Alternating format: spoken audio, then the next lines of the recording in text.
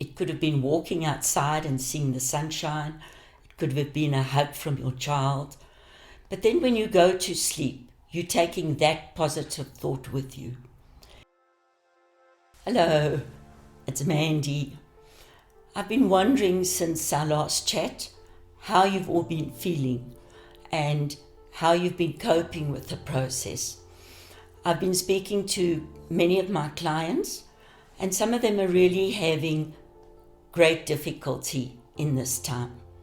I spoke to one of my adolescents at school, and he said to me when he first heard about lockdown, it was, "Yay, I've got no school, how great."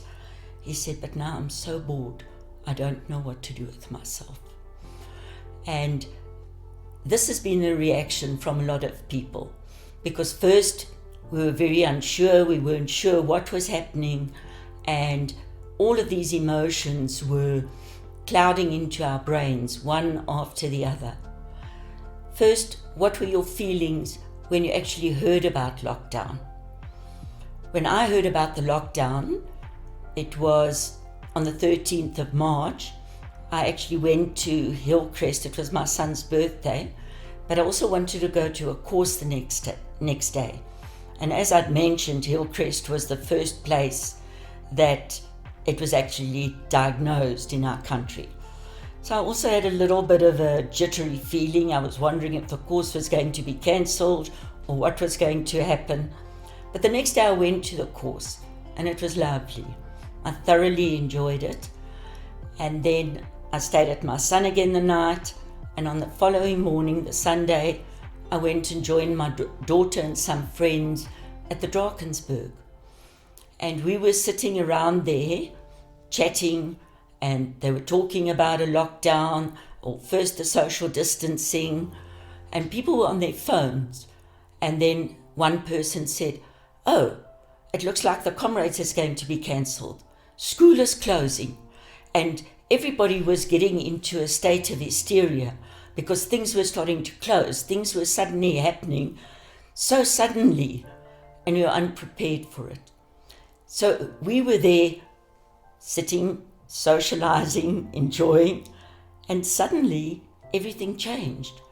In a moment, our worlds changed. And we were all trying to process this and chatting to everybody, but it was a feeling of, where to? What's happening? What's happening with my job? Where am I going? And those are the feelings that I feel a lot of you have been feeling. So I want to give you the first key today, which is to keep a journal. And I want you to start this journal from the day you heard about lockdown. Where were you? What were you doing? What were you thinking? How did you all react? So that will be where you start. And then I want you to try and process through to where you are now. Just writing. And this journal must become a daily habit. And I want you to encourage your children to do the same thing, and your spouses, so that everybody is where you have a safe place where you can just express your feelings and emotions. And as you're starting to write them in the journal, you will start seeing more clarity as well.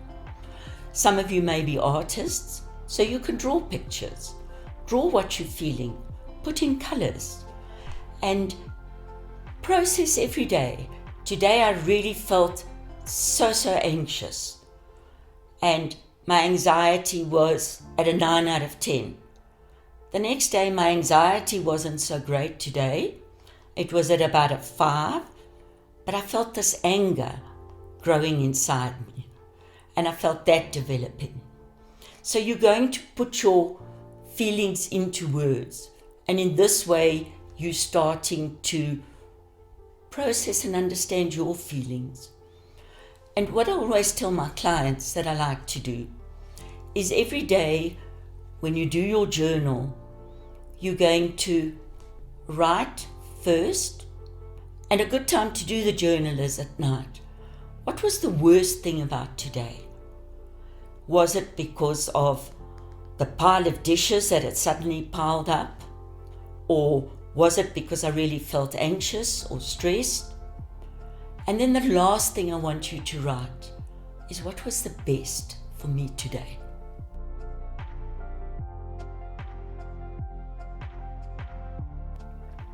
It could have been walking outside and seeing the sunshine. It could have been a hug from your child.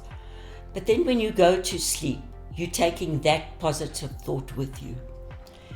And that is a lovely thought to take with you. And just here I want to read something to you. This is actually the Alcoholic's Prayer. And it says, grant me the serenity to accept the things I cannot change, courage to change the things I can, and the wisdom to know the difference. And as you start journaling more and more, you're going to realize, I can't change the COVID. I can't change lockdown. But what can I change? And then you start processing more internally about every little thing that you can change.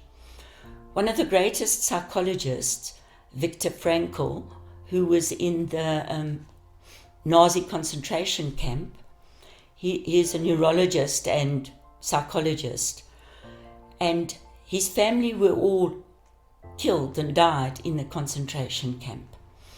And his thought and what he said is, going back to the wisdom of the things I can change, is I can always be in control of my attitude. I can choose whether I accept this or whether I don't accept it, and what I do about it. So that is one thing you do have control about. You have control over your attitude. And to also just mention as you're journaling that no emotions or feelings are wrong feelings. What you feel is what you feel, and you need to take ownership of that. What is wrong is perhaps the way we express it. So if you're feeling angry, it's not a good idea to go and scream and shout at the people closest to you, because those are the ones that suffer. It is a matter of processing your feelings, and once you've written them down, you'll already feel better. Then the next journal I want you to keep is a family fun journal. One of my clients, I told them that they've got to do some fun things together, because it is a time when one can be a family and start enjoying that. That's one of the things you've got control of. And they made Saturdays their fun days. And they've had a picnic Saturday, they had a pamper Saturday where they pampered each other, they had an 80s music day and they were all dancing, they had a dress-up day, and she's taken photos of this. And then I said, that goes in your family journal. It could be pictures your children have drawn or whatever, because in time to come, these will be the things that we talk to our grandchildren about. Your children talk to their children about, or their grandchildren. But we've put this time down in history, and it's something there for future generations. And before our next meeting, I want you to work very hard on these journals so that I can give you the next key and we can work from there.